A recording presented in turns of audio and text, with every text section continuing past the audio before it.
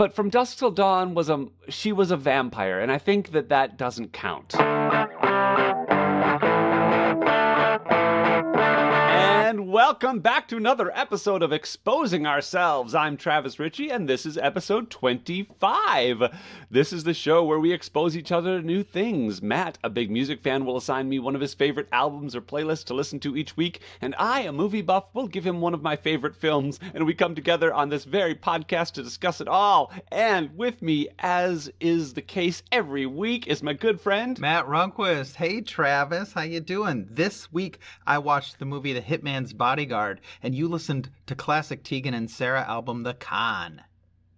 Yes, and I guess it's pretty safe to say that we both do both each week pretty regularly, right? That is true. We do try to stay up on what we're going to talk about. Yeah. In fact, one of the reasons I did assign this to you, and I'll talk about this later, is that I kind of wanted to revisit it. I wanted to see Hitman's Bodyguard again. I can believe that. Because I could definitely imagine coming out of the movie watching experience, not exactly sure what kind of movie I had watched. But we'll talk more about that later. We'll talk about that later. How was your week? My week was pretty good, pretty quiet except for work. So as you know, I was out for quite some time on FMLA for my wife's surgery, and I was slammed this week at work. I had a lot to FMLA? do. Family Medical Leave Act.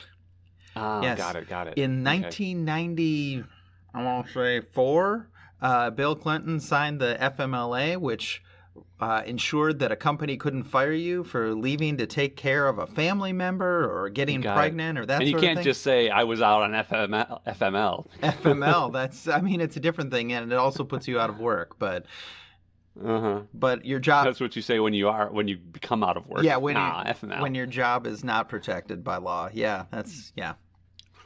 So work was busy to kind of make up for the time? Work was extremely busy this week. So I was busy with that. Everything else around the house is good. Dogs are good. The weather has been hot and humid here in Wisconsin. I have heard. Yeah, but the storms came through last night, and it's much cooler now. So... That's good. It's been lovely here in California. It's literally like low 70s most of the days. Evenings very nice and cool. So, open the windows, get some fresh air. And it's just been delightful. And walking Coco. Now, hold on a minute. You're telling me that in Southern California, in one of the most famously beautiful climates on the entire planet, have we not done this before? The weather has been good? Yeah, well, it does get hot here. During the summer, it gets beastly up in the hundreds. Oh, and my. So we just haven't gotten it there. And it's interesting to me that Wisconsin is so hot right now, already in June. Yeah. And we haven't gotten there here. We usually don't get to the really beastly hot temperatures until August, September. I like that. Sometimes into October. I like that you've added the word beastly to your vocabulary. That's a keeper. Oh, yeah. Well, it definitely does get that way. Now, it is a dry heat, which is really nice because in Wisconsin, one of the things that I hated was that when it gets hot, it is also humid and you cannot escape it. Shade does nothing for you. Going inside, if you don't have air conditioning, does nothing for you. And so you lay in bed at night, just dripping with sweat, just praying for death. And but here, if you can find shade, it helps a lot. And at night, when the sun goes down, the temperature drops like 15 degrees immediately. So it's quite nice. So, yeah. And there are only a few weeks of the year where the temperature at night stays above 70 degrees. Okay. So usually it'll drop below a temperature that is then kind of comfortable and cooling things off. So yeah, I like LA. It's one of the reasons I moved back. Nice. Well, do tell us about the rest of your week. Fairly uneventful, actually. Whoa. We are one thing I mentioned last week was that I was running for the board of directors of my my acting group, which is a nonprofit company called The Collaborative, and we are now in elections. So elections started yesterday. I am one of 5 people running for 4 board seats, 2 people rerunning for their old seat, and 2 people did not opt to rerun, so two new seats available, and 3 new people for that. So we'll see. Now, it is interesting that I did notice that the ballot was listed in alphabetical Oh order, which no. is usually not a good thing for me. Uh-huh. My last name starting with an R, Yeah. and they usually never are by first name, but my first name is also very late in the alphabet. But everybody except for one person had last names that started with S or later. You're kidding. So wow. my R put me in the second spot, which I think is a good thing. I think that's for, a very good in this thing. case. Yeah, I spent a lot of time in gym class standing on the left end of the gym waiting quite a while to go. Yeah, you know, fellow R, Yeah. R's unite. Ours unite. So, but other than that, it's been a pretty chill week. The strike is still going on, so I'm not working, waiting for my show to start back up again. And it looks like the actors are, they're negotiating, but we really don't know anything about the state of negotiations for the Screen Actors Guild. But all expectations are that if the producers aren't giving the writers what they want, they're not going to get the actors what they want. So we may end up having a strike ourselves. Interesting. Next week. Interesting. Well, Yeah. as always, I wish you all the best. Solidarity to every Thanks. union member out there. So Thank you. And but other than that, it's my birthday week this week coming up. You're so, kidding. I don't have any plans, which bums me out just a bit. I wish I would. So hopefully I'll be able to report that I did something cool for my birthday. what But, what day is your birthday? The 29th Oh. on Thursday. My dog's birthday is on the 27th. My nephew's birthday is on the 28th, but I guess it's all just leading up to your birthday on the 29th. Yeah, it's just warm up. All So right. yeah, one of my good friends here in LA has a birthday on the 28th, and we're thinking about doing something. But my 28th is actually pretty full of stuff. I finally have an appointment to the podiatrist, and so I've got some stuff to do. Awesome. Anyway, but yeah, not enough to report on. I'd say let's get into the meat. Let's get into the meat of the episode. Add some gravy to it. Have yourself a dinner. All right. Oh, Let's- that sounds like a shepherd's pie of an episode Ooh, to me. A shepherd's pie of an episode. Well, let's change things up a little. Talk about the music first. The music, we shall shake it up and do the music. Shake it up. You know what? Switch things up. I realized as I was listening to our conversation last week is that Shake It Up, we talked about how like 3 different songs are famously shaking Yes. something up. Yes. And so I think that's You're- one good reason to do Shake It Up. You're going to try to stick with Shake It Up? All right. I'm going to make fetch happen and stay with Shake It Up. Excelente. Well, I am going to talk to you just a little bit about the music for this week. So, there is a indie pop duo out of Canada named Tegan and Sara. They are twin sisters who started making music together in their teens. And their 5th studio album, I think, is a real career high point for them. It's called The Con. Really? Yep. I love this album to death. They have actually done a pretty wide variety of music, all sort of in the pop genre. They started out very much indie rock, guitar, bass, drums, and vocals. And I knew there was another one. And they've Oh, the singing. they've always stuck with sort of that theme, but they've added more electronic instruments. They've gotten a little dancier. As I've told you last week, the song "Everything Is Awesome" from the Lego Movie is by Tegan and Sara. That's a very electronic song, obviously, but this album is a little more guitar, bass, drums, indie rock, and I love it. I said last week that it was their 2nd album. That was totally wrong. It is actually their 5th album. Yeah. That's what I thought. Like Yeah. I was about to ask you that because I thought you said it was their sophomore album. Yeah, I really, really thought it was, but apparently I'm not up on my early Tegan and Sara, and so I was just flat wrong. But yeah, 5th studio album. I love this album to death, and I'd like to introduce it to you. What do you think? Well, gosh, Matt, I will say without too much preamble that this is one of the high points of recent albums that you've shared with me. There is very little to not like on from these guys, these girls, women. Lady folk. I they Females.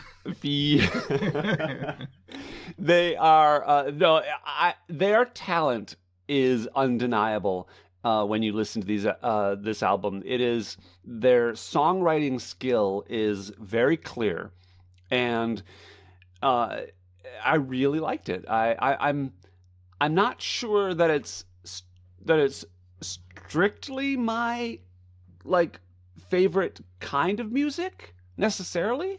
But I couldn't really put a finger on why. One of the things that I did like so much about the things that I talk about every week that I really like in musical acts are lyrics that are easy to understand, uh, well differentiated musical instruments, the mix of music and lyrics and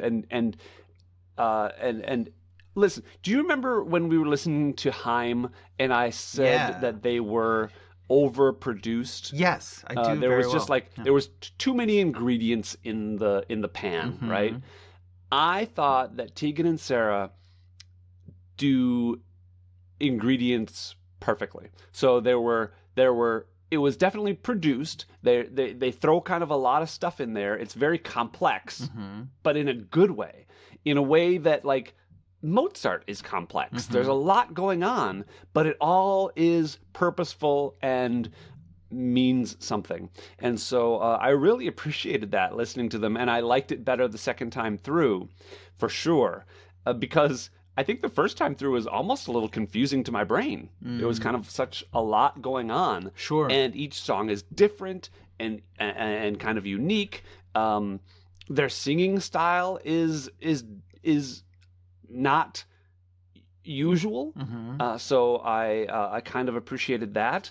Um, yeah, I liked it. I liked it. I liked it. Well, I'm really glad to hear that. It's interesting that you mentioned Haim, and of course, last week we had Interpol, and this is very much in that same vein of like guitar based indie pop, right? And it's not actually historically something you've really latched onto, even though a lot of, like you've said, a lot of the elements are things that sort of individually you do dig.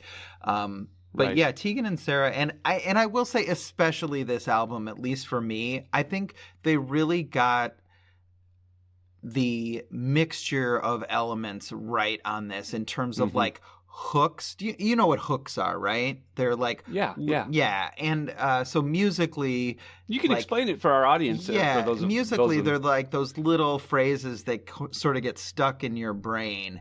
And every song doesn't necessarily need a hook, but certainly in pop music, you want one or two hooks per song that sort of help your brain know like what song this is and where it's going. And hmm there's like just a little bit of hookiness in this. It's like upbeat without being like rushed or fast or anything. There are dynamics changes, there's slow songs, there's fast songs. It's really quite a lovely piece of work. And then, the song Back in Your Head, to me, is the standout song of the album. It's about the end of a relationship or a lost relationship, and it's really, really beautiful. I suppose I should mention both of the sisters are queer. They're both in lesbian relationships. Interesting. One of them just had a child. I believe it's Sarah had a child last year. So they performed at Summerfest last week. An interesting theme for the podcast, and not in any way intentional, but I didn't see them, but a friend of mine went to go see them. He said they were fantastic. And it's funny, they're not that old, but they have been doing this for 25 years now. Their first album came, or Wow. they've I think their first album came out in 1998. They've been recording and producing these things since they were 18 years old. So these are very experienced performers at this point. So I highly recommend going to Wow. see a Tegan and Sara show. They're a lot of fun. So just a little bit younger than we are. Yeah. And I think you pegged it right there with I think the type of music is maybe not my favorite style. And I will also say that when you were talking about your favorite song, I realized that I couldn't pick a favorite song from this album, and it's not because they were all the same because they're not, but I think it might be because they were all similar in their quality, Right. which is a good thing, but none of them stood out to me on the first or second time through. Sure. You And know? I think this is, as always, right? This is one of those things where as you listen to it more, you start to understand the lyrics more, you really get Mm-hmm. into it. And I think the lyrical themes are probably what are going to resonate with you or make a particular song stand out as like, oh, this is my favorite, rather than musically, oh yeah, this is the best chorus or whatever, right? Yeah, yeah, and I did enjoy the singing. Uh, as we know, I listen to these on my AirPods, so I've got the music right in my ear, and it was easy to appreciate the singing, which wasn't the singing isn't the focus here, right? It's their focus is songwriting and and everything that entails. Where like if you listen to an Adele, it's the singing, right? Mm-hmm. Whereas these two are really the whole package, Yeah. right? So that I appreciated too. Um, but yeah, I could definitely see myself listening to more of these guys. I thought it was fun, and I would be open to exploring more of them. So if you felt like Ooh. assigning me a different album in the future, I'd be Yeah. open to that. They had an album a couple of years ago called Closer that was pretty darn good as well. Again, for me, not on the same level as this one, but it is probably my favorite album of theirs since this one. So, Hmm. and it's only I think 2 or 3 years old. So, It's interesting. I did have a thought while I was listening to these guys, and keep saying guys, but obviously I'm not. I don't mean that in any other way than just a general way. But I remember thinking how grateful I was to be exposed to oh, this. I've never heard of them, and I think it's not just these guys. It's not just Tegan and Sara in specifically, but it's also in general. I really appreciate this project and being exposed to music that I feel like I'm growing as a person whoa, this year, yeah, and I really appreciate that. Like here we are coming into my 46th birthday, wow. and so it's kind of nice to me that here I am still growing, and I owe a big part of that to you. So Oh, thank that you. is that is really sweet, Travis. Thank you so much. I Yeah. I don't want to end the episode, but I feel the same way, right? But I'm not going to say the catchphrase. But yeah, Sure, absolutely, sure. absolutely. So, So yeah, go ahead. I don't know that I have a lot more to say in evaluation of Tegan and Sara, but I mean, I feel like I haven't been talking very long about them, but I do recommend them to people, and I definitely would. I feel like I am better for having heard them. Awesome. As Kevin's kind of metric, if we use that metric to Ooh, evaluate things. on the Kevin scale. Yeah. The Kevin Well, scale. let's rate things on the exposing ourselves scale first. What are you going to give this for a number? So I thought about this a lot, and I do tend to think about this while I'm listening to these albums and playlists. And I originally I was gonna do a 6 because it's not quite my music, but it's definitely the talent is there, and I could definitely see it. But I think it deserves more from me. And I think, especially on the second time through, I was able to appreciate it more. So I'm going to bump that up to a 7. Very solid, very you know quality stuff. And if it were more my type of music, I would probably rate it higher. It's just the score reflects me more than them. Well, that is totally fair. For me, this absolutely is my kind of music, and I think you know what's coming. This is actually one of my top 10 favorite albums of all time. As I've told you before, Nice. I ranked all the albums that I had a few years ago, and this one was, I think it might have been the only thing after the year 2000 to make it into my top 10. Now this is 7 or 8 years ago, and there's probably a couple other albums that would sneak in there now.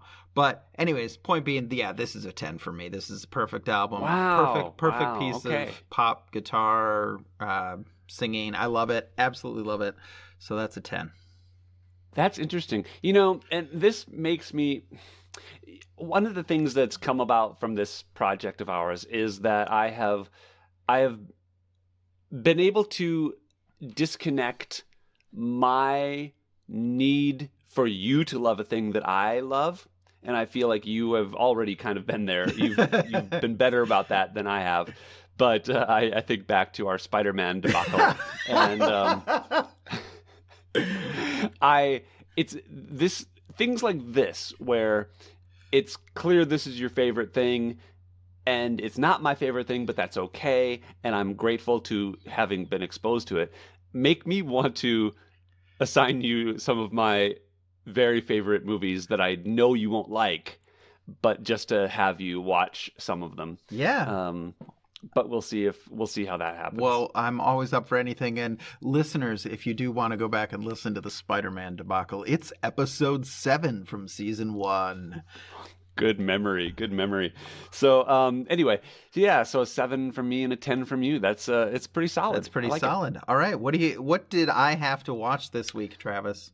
I made you watch The Hitman's Bodyguard, and I did that because it's a similar movie to the movie we watched last week with the Kingsman, or Kingsman: The Secret Service. And the reason being, this is a action film with some comedy in it, but what I remembered watching it in the theaters was that it was a solid action movie, and the comedy was more of a flavoring than having it be an action comedy, right?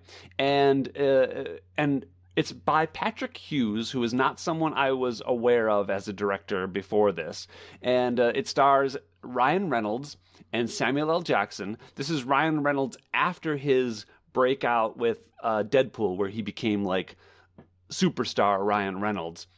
And of course, Samuel L. Jackson has always been, has been big for decades. And it also has Gary Oldman as the European dictator character that he originated in Air Force One, but coming back for that and being very Gary Oldman-y. And it also had Selma Hayek as Samuel L. Jackson's wife, who is I don't know. It's a role that I haven't really seen Selma Hayek play before, where she is sexy and demure, but also completely badass and dangerous as a character. Have you not seen From Dusk Till Dawn? But From Dusk Till Dawn she was a vampire, and I think that okay. doesn't count, right? Okay. I love From Dusk Till Dawn. That was her breakout role, by the way. That was her first feature film, and I think it's brilliant. But I think that she was more sweary and more just filthy in this, like potty mouthed and all that stuff, but like in such a delightful way. So this movie, I don't know. I just remember leaving it and having had a delightful time watching it. And one of the reasons I wanted to have you watch it was because I saw The Hitman's Wife's Bodyguard. 2001 it came out in theaters, so this would have been the end of 2001, like when theaters were just starting to reopen. And I saw that, I think I got an AMC A-list membership for my birthday for like 6 months, and so I was seeing a lot of movies, and I went to that movie with some friends of mine, and I was hating it. And not only was I hating the experience, but I was also aghast at my friends' positive reactions. Like, they were cackling in their seats next to me. And I was looking at them going, really? You like this? And it made me wonder if I would still like the original? Like, was it something? Did something in me change? Like during the pandemic, did COVID change me somehow and my sense of humor, or did the movie change? And now that I've rewatched this movie, I think that the movie changed, because one of the things watching it that I really liked is that the comedy comes from the characters. It's not a comedy. It's the characters kind of being real in their and it's their natural like state to be snarky and kind of snipping at each other, and it just the relationship between Ryan Reynolds and Samuel L. Jackson is just funny, and because the Gary Oldman character is not a funny character. Like his villain is villainous, and he's on trial for like crimes against humanity, and so none of that is funny. It's just the relationship and their conflict that is amusing to watch. And in the sequel, they went full comedy, and it doesn't work. It doesn't work. And the other thing that they do in the sequel is they go full on with the violence and the way that characters are experiencing bodily harm, and it's this thing that Ryan Reynolds has kind of become known for. Part of which is from Deadpool, where his character is literally invulnerable, like not invulnerable, but can heal from anything. And then also he did a movie called Free Guy, where he plays a video game character who is also essentially invulnerable because he's a video game character. And they tried to take that here so that Ryan Reynolds was like bouncing off of walls and experiencing massive bodily trauma, but just bouncing up from it. And I think that that comes from one scene in this movie where he is ejected from a car when the car is an accident, and he's just sent through the front window and ends up kind of rolling and then into a stand. And the thing that's funny about that moment is not that he was ejected from a car and experienced bodily trauma. It's funny that he's okay. Like, it's like, and both of them react like, oh my God, I can't believe you just flew out the window and like had just a miraculous kind of tuck and roll into a standing position kind of, finish to that experience. Anyway, and I think that they took that and made it the whole movie in the sequel. So for that reason, I was curious about coming back to this movie and seeing if it was actually funny. And I'm happy to say that it is. I really enjoyed rewatching this movie quite a bit. And so, yeah, what did you think? I had a real mixed reaction to this movie. It's working very hard at all times, like the action is very actiony. The humor is very, very upfront. There's not a lot of subtle humor in this movie. Everybody's acting really hard. Gary Oldman, wow. It's funny because there was a point about 2/3 of the way through the movie where I'm like, why did they cast Gary Oldman for this role? This is like such a nothing role. And then all of a sudden he spends 10 minutes at the end just monologuing and doing evil guy stuff. And you're like, oh, this is why they cast Gary Oldman. I gotta mention the accent that he puts on that is just sort of like generically sort of Slavic, but not exactly. It's like a Gary Oldman accent.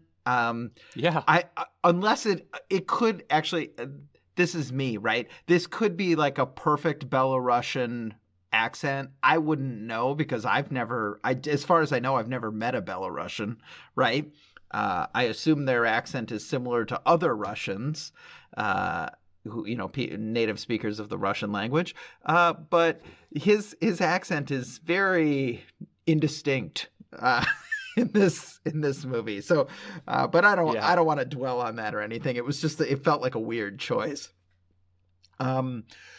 So Ryan Reynolds has reached that point in his career now where he plays Ryan Reynolds. He's, he does not disappear into this role at all. It's you go and that's like for the actors that can achieve that level of fame, it's great for them because you go and you get exactly what you go to see Jack Black in a Jack Black film, and you're not seeing the character, you're seeing Jack Black, and that's fine, right? It makes Jack Black a lot of money, and then he can go play video games and play music and do what he wants. They're what I right? call personality actors, personality versus a chameleon actor. Yeah. Sam Jackson is basically doing exactly the same thing here. The To the extent that this movie didn't work for me, it's because everything was kind of at 10 all the time. Like the action scenes were just absolutely over the top, and not in a wow, I can't believe that they did that kind of way, but more in like a, oh, come on, really? Like, there's a speedboat just like screaming down the canals of Amsterdam, and somehow he's able to follow him on a motorcycle. And I don't want to get into the details of all the ridiculously of the action scenes, because like action scenes are inherently ridiculous, right? Like they're inherently unlikely situations that wouldn't. Right. But I spent so much of the action scenes in this movie going, okay, yeah, that's not how any of that works. Like, and yeah, like really, you're not able to just disconnect your brain and enjoy it. Sometimes I am, and sometimes I'm not, right? And I think that depends on the context in which the action is happening, and how well it fits into the movie, right? And I felt like the action scenes were intense in a way that I find difficult, right? It's like whenever another guy needs to appear, another guy needs to appear. It's not like there's a sense of, here's 20 guys, we're working our way through the 20 guys. It's, well, they've reached the end of this road, and obviously there's guys there because they're there, right? Like, a lot of this stuff is happening in Amsterdam, right? There's gun control in the Netherlands. How did an arbitrarily large Belarusian paramilitary force make it into Amsterdam and operate with total freedom on the streets of Amsterdam? That feels like a problem to me, like that, like a plot problem, right? There's like no explanation as to how. I mean, if I had to guess, there were 500 bad guys in this movie with like heavy weaponry, right? How? Right? It's not like this is like 3 guys. There were maybe 50. They were like 50. I think you maybe. I'd be interested to. I don't know what the body count is, but I think you should probably look at the number of stuntmen. I'll bet you it's well over 50 stuntmen.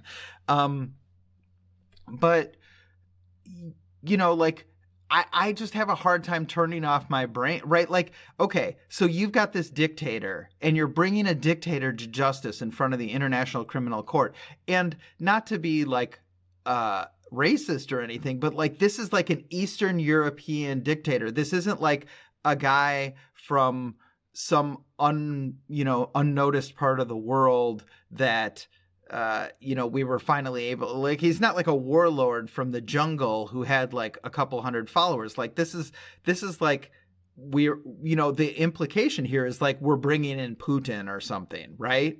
So like it's a big deal, right? And somehow, right, but also the number of seconds on the clock matters, right? Like, right.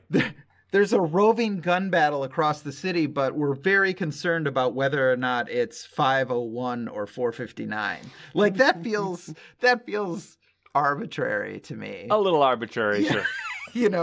Yeah. Like, maybe some of us should be concerned about the roving gun battle. I don't know. There's rocket launchers, there's helicopters, right? And again, I don't want to belabor the point. To me, the action scenes really strain credulity in a way that I was unhappy with. So we're going to put that aside. The relationship between Ryan Reynolds and Sam Jackson is fantastic. It's funny. I'm sure I didn't laugh as much as you did, but there were times when I did laugh out loud in this movie. Um, they bounce off I'm each not sure that I ever did a lot of laughing out loud as more of instead of just a appreciative like, oh, well, like a nice head nod. yeah, it's entirely possible. I remember laughing once or twice. I don't remember what about, but yeah. Yeah. I will say I did, oh, come on, a lot more than I laughed out loud. But um but there were I felt like there were some real tonal problems with this movie. Like I'm thinking specifically there's a case where Ryan Reynolds is choking a man to death with a chain. Then there's like a little jokey thing with these two people that he's literally murdering someone in front of, right? Where he's like, slide me the gun. The guy's like, no, I don't want to slide you the gun. And he's like, come on, slide me the gun. Thank you. Right? And then he just shoots the guy on screen in a really gory way. Like, I, as a person, like, I understand these are hitmen or hitmen's bodyguards. They're like brutal people who kill people. I don't know how much I want to watch a guy be like straight up executed on screen. Like, that felt really. That's fair. That's fair. Really, but really I think intense. you do. I think you characterize that moment a little more jokily than it was. Like, it is. I don't know. I thought that the comedy was taken more seriously than that. Like the guy not wanting to slide the gun is about the guy not wanting to be complicit in he knows that if he slides the gun, Right. it's going to be used to kill this guy. Yeah. And he appropriately is horrified at that idea. Yeah. But at the same time, Ryan Reynolds needs it in order to like survive. And so I feel like there's tension there that you're not giving credit for. No, that tension is what I have a problem with. Like, is this an appropriate place at all for any kind of a joke? I don't think so. But I also don't want to root for a guy who's just gonna like, shoot the person that he's choking to death, right? Well, but I'll give them credit. Like he doesn't like to kill people. Like his whole thing he's kind of forced to a point where he has to in order to succeed in this mission. Right. And if it were up to him, he would control all the variables to the point where he wouldn't have to kill anyone. Like he thinks a mission where he has to kill someone is a failed mission. I get that. Right. Which makes that scene even more of a weird choice. But yeah. Let's see what else. Salma Hayek is fantastic in this.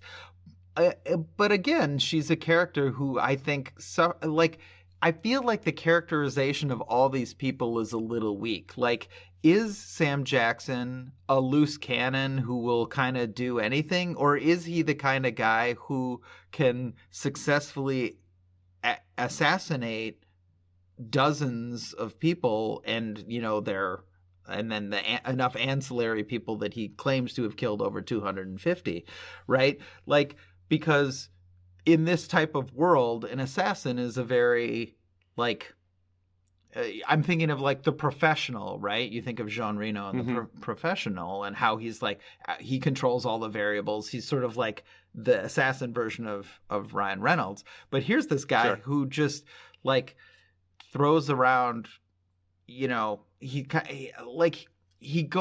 sort of throws himself into situations and then somehow he magically gets what he wants.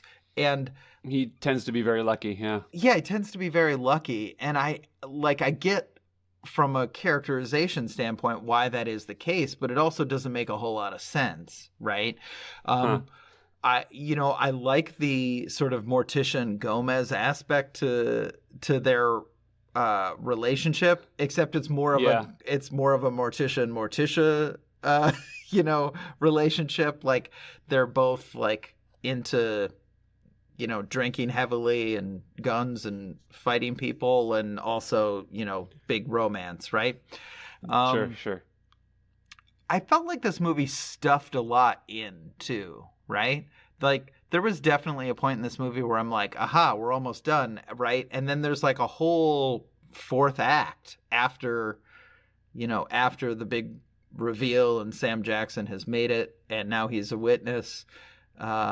There's like a whole bit of the movie Yeah, well, after it's that. the equivalent of the murderer coming back to life after you think he's dead. Yeah, Uh, yeah, yeah. which I think is good. I liked that. I also like, speaking of the characterization, I was thinking about this, that both Ryan Reynolds, who is this kind of, he's got this nobility to him where he has this code, right?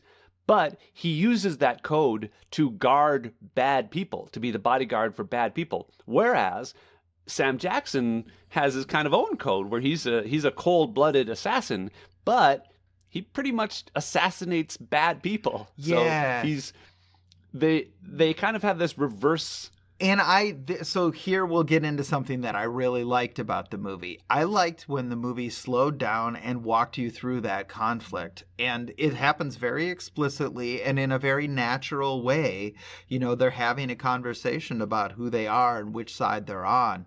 And I really, really, really liked that. Like, that I would say that scene, or those couple scenes in the middle of the movie where it slows down and they talk to one another, is unequivocally the reason that I did not hate this movie. Because I didn't hate this movie. I know sometimes when I talk about the things that are negative, it feels like I hate it, but it's just because there's a lot of holes in an action comedy about, you know, having a gun battle on the streets of Amsterdam and The Hague.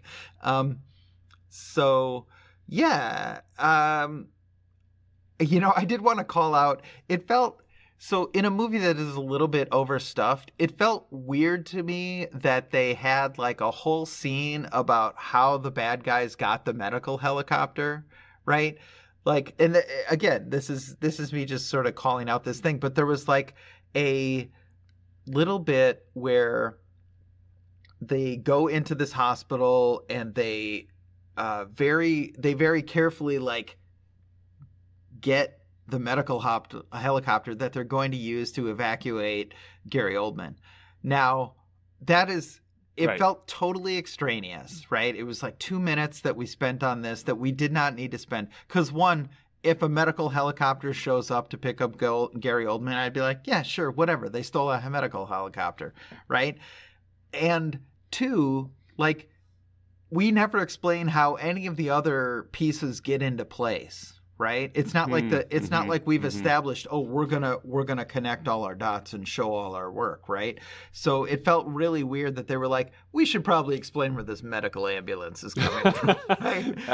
That's a good point. I didn't even think about that when in the moment, but that's not a bad point. One thing that I did really note, it's just a fleeting moment, but it made me realize that the specificity in this movie really appealed to me, and it was during the car chase where towards the end when Samuel L. Jackson gets in a Ford C-Max, which I mentioned last week. Yeah. It delighted me because that was the car I owned at the time, and they were fairly big in Europe, and then Ford brought them over here, and I loved it. But this poor car, slowly but surely gets disintegrated. Like, Yeah. pieces of it start falling off, and as it crashes into things. And there is a point where the hood, he goes over a bump, and the hood flies up over the car. And they included a shot of Sam Jackson looking up from inside to see the hood up. Yeah. And look, so on the exteriors, when the car is driving through the streets, Sam Jackson's not driving that car. It's some sort of stunt driver. But they included a moment where he registers the hood flying up over the hood. Yeah. And I don't know that I am dying to know the process of that filmmaking decision. Like, is it a thing where it's scripted? Like, is it in the script that, like, the hood, do they know ahead of time? And I think this is possible.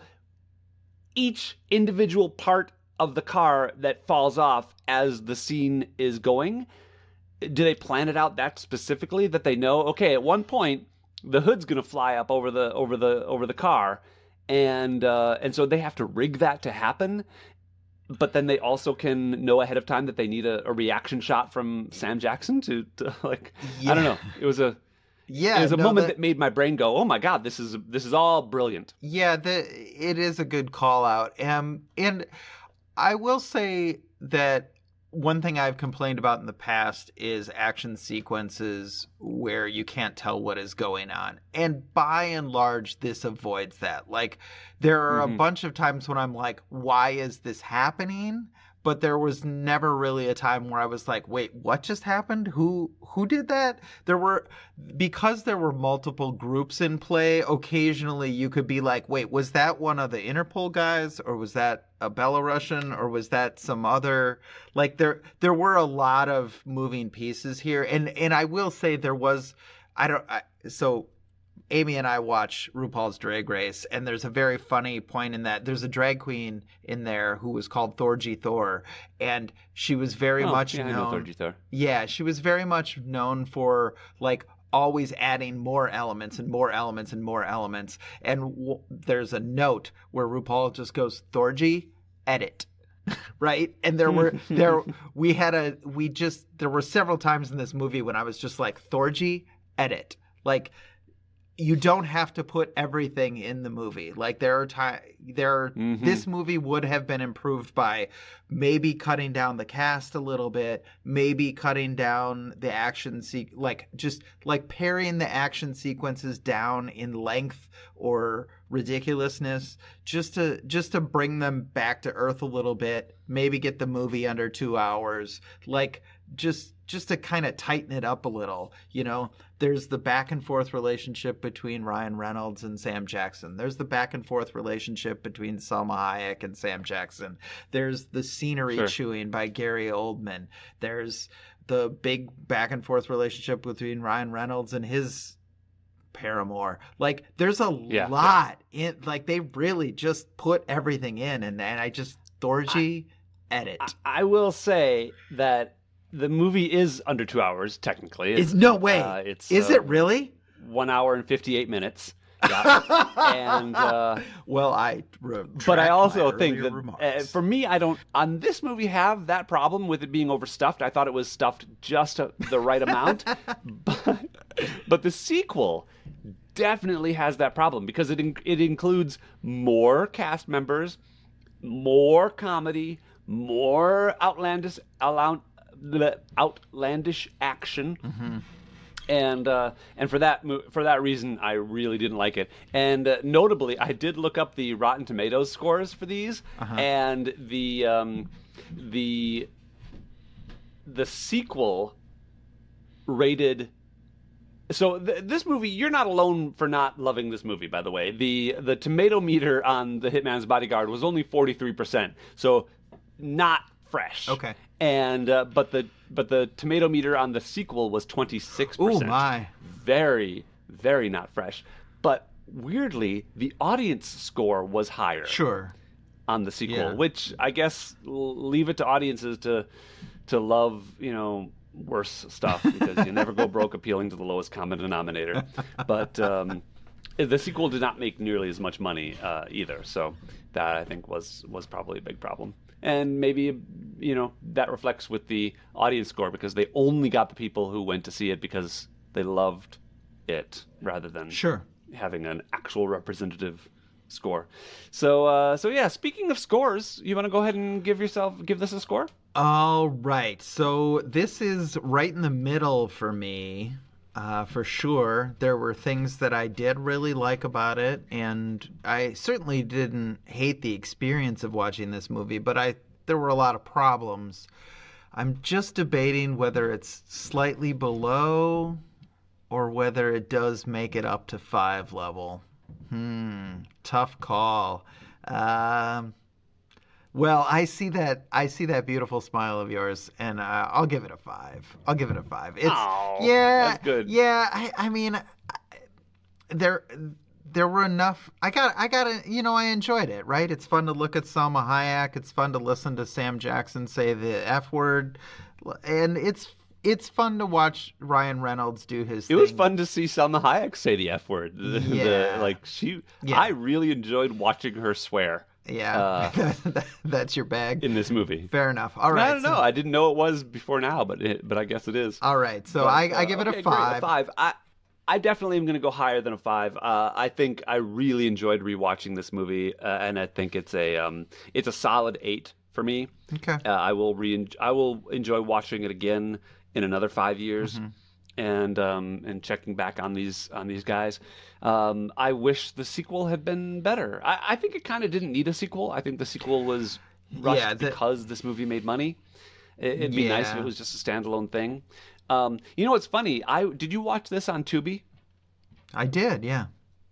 Yeah, me too. I downloaded Tubi to watch this, Yeah. and and one of the things that Tubi also has is John Wick, which I'm guessing you haven't seen John I Wick. haven't. I'm Yeah. familiar with the So concept, but yeah, well, it's certainly gotten a lot of attention. John Wick was this movie that it was a Keanu Reeves vehicle, and it just is, first of all, way more violent, lots more killing than in this movie, but was good. Like, I remember being kind of shocked at how much I liked watching this kind of symphony of violence, in a Keanu Reeves movie. But it was very enjoyable, and I didn't watch. I think I might have seen the sequel, but I didn't realize that it was going to spawn 3 sequels. Is John Wick 4 just came out, and there's going to be a John Wick 5, I think, next year okay. or something. So it's kind of getting to this like Fast and Furious stage where it's like, geez, how many of these John Wick movies can there be given the Uh-huh. premise of the first Yeah. movie? So, but now that it's on Tubi, and I guess only for a couple more days, I'm probably going to spend the next couple of days rewatching or watching John Wick 2 and 3 at There you least. go. So I'm catching up on that. But I will not assign. I really don't think you would like John Wick, Okay. considering how much blatant death and killing there is Sure. in those movies. So I'm going to give you something else. All right. I don't know what yet. Oh, he So doesn't know what do you yet. know what you're going to give I me? do know what I'm going to give you. Yes. Have you ever heard of LCD Sound System? No. It seems like a dichotomy to me. Okay, so LCD Sound System is a band from Brooklyn. Also came out in the early 2000s. They released a few albums, became wildly, wildly popular, and then very famously broke up on the heels of playing a few shows where they sold out Madison Square Garden. Oh, So a big, if there is such a thing, they were a really big indie band. Even though they weren't particularly indie, they were a big deal. They also, after very famously breaking up in 2011, started up again in 2015. I guess I wish I could explain to you, like, they made a big deal about breaking up. Like, you know how some people are just like, oh yeah, we got divorced. Oh yeah, it was sad, right?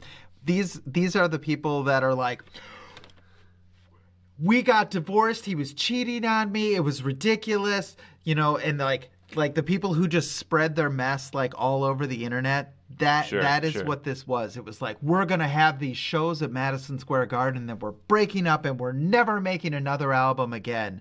And then, of course, 4 years later, they made another album and toured again, and it was all like, okay, well, I guess that's the thing. But anyways, their second album is called Sounds of Silver. I quite like it. It is very electronic and very minimalist in the repetitive sense. So this is it's 9 songs in 56 minutes. So this is a little on the long side for you. These are not tightly written pop gems, but go on a longer hike, slightly longer hike, and get into the rhythm of my it. hikes are over an hour usually. Oh, so, good. yeah, Okay, that's good. so you'll have time to listen to the whole thing. Yeah, And I think you'll dig this. It's sort of body moving music. It's lyrically little on the simple side, but understandable. And Okay, well, don't undersell it before we get going. Oh, I'm not underselling it. I'm just saying that these aren't. This isn't Gordon Lightfoot, where there's like 700 words that explains how a ship landed on the bottom of the sea, or telling the story of Don Quixote or anything like that. That's all I'm saying. Got it. Yeah. Got it. Got it. So Got it. All right. Very interesting. I think I want to. I want to do one of two things with you. I want to either give you something a little more. Did you ever see Castaway with Tom I Hanks? did. I love Tom Okay, Hanks. I figured you did. Did you also see What Lies Beneath? No, isn't it a horror movie? It is a horror movie. Okay. It's a thriller. Okay. I think I'm going to assign you that. The interesting thing about What Lies Beneath, it is the movie that Zemeckis and crew made during the this 9 movie, months yeah. while they waited for Tom Hanks to lose all his weight Okay. to shoot the second half of Castaway. Yeah. Okay. So they shot the first half of Castaway, then they broke that movie and then Tom, waited for Tom Hanks to do his thing, and Zemeckis just took his whole crew and went and made another movie. And it's What Lies Beneath, which is a Hitchcockian thriller starring Harrison Ford and Michelle Pfeiffer, who are You're two kidding. of my very favorite people. Yeah, I didn't know Yes. they were in that. Okay. Oh, yes. So I think you're going to like it. I don't know where you're going to find it, but I'm looking forward to talk. I also am looking forward to revisiting this. It's probably been 10 years since I've seen it, and but I really enjoyed liking it. And there's some moments of extreme tension in this movie. And so, yeah, I'm looking forward to seeing what you think of it. So in the meantime, listener, hey, you let us know what you think of the movies we talked about today. Did you like Hitman's Bodyguard more than Matthew? As much as me? More than me? Or did you think I was unfair with my average rating for? It wasn't really average. Yeah, I guess a C average rating for Tegan and Sara. Or do you disagree with both of us completely? Let us know by chiming in on our Facebook page. Search for Exposing Ourselves, or write us an email, exposingourselvespodcast@gmail.com, and we'd love to talk to you about it. So, hey, Matthew, Yeah. thank you for exposing yourself to Well, me. thank you for exposing yourself to me, Travis. Have a lovely week. I enjoy it. Yeah, you too, bud. All right. Good night. Take care.